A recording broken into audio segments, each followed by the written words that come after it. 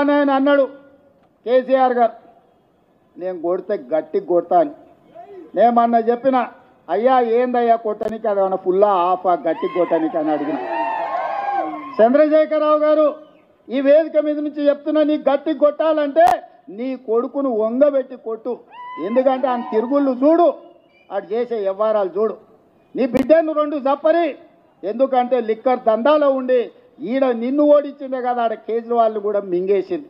నీ అల్లుడు భూదందాలు చప్పరి, నీ అల్లుని పట్టుకొని నాలుగు గట్టిగా కొట్టు. వాళ్ళను కొడుకుని కొట్టు, అల్లుని కొట్టు, బిడ్డను కొట్టు, సడ్డకుని కొడుకుని కొట్టు, గట్టి కాదు కట్టె తీసుకొని కొట్టు.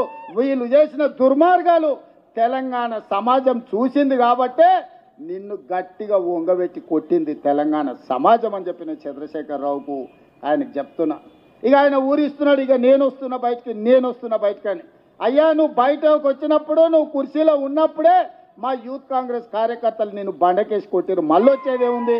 నువ్వు ముఖ్యమంత్రిగా ఉన్నప్పుడు, నీ పార్టీగా అధ్యక్షుడిగా ఉన్నప్పుడే మా యువజన కాంగ్రెస్ పిల్లలు నిన్ను బండకేసి కొట్టి ఓడగొట్టి ఇంట్లో ఊసబెట్టిరు. ఇవాళ కేటీఆర్ గారు ఊర్ల మీద తిరుగుతున్నాడు, కొత్త బిచ్చగాని పొద్దుగుర్తాడు. 10 ఏళ్ళ అధికారంలో ఉన్నాడు, డబుల్ బెడ్రూమ్ ఇల్లు ఇస్తాను ఇయ్యలే, ఇంటికో ఉద్యోగం ఇస్తాను ఇయ్యలే, దళితులకు 3 ఎకరాల భూమి ఇస్తాను ఇయ్యలే, డబుల్ బెడ్రూమ్ ఇల్లు ఇయ్యలే. ఇట్లా చెప్పుకుంటా పోతే 100 హామీలు ఉన్నాయి. 10 ఏళ్ళు అమలు చేయలేదు. 7 లక్షల కోట్ల రూపాయలు అప్పు తెచ్చాడు. 10 నెలలు కూడా కాలేదు, అప్పుడే బిచ్చగాని గంగిరెద్దులో తిరగా సంక్రాంతి పూట గంగిరెద్దుల్లో వచ్చినట్టు ఊరు తిరుగుతున్నాడు. ఈ ప్రభుత్వం ఏం చేయలేదని. ఈ ప్రభుత్వం 5 ఏళ్ల కోసం ఎన్నికైంది.